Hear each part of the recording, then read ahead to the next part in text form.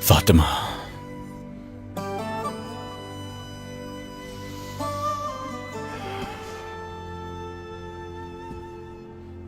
जब हमने हलीमा को छोटी उम्र में खो दिया, तब से मेरी जान फातिमा के लिए वक्फ है। हमारे कभी ना भरने वाले जख्मों को फातिमा ने मरहम दिया।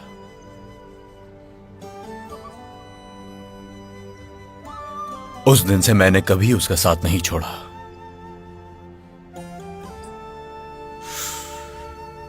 मेरी प्यारी फातिमा, तुम्हें कुछ नहीं होगा। बहन भाई का रिश्ता अनमोल होता है। ये ना हो तो इसकी गैर मौजूदगी दिल में सुराख कर देती है। कोई नेमुल बदल नहीं।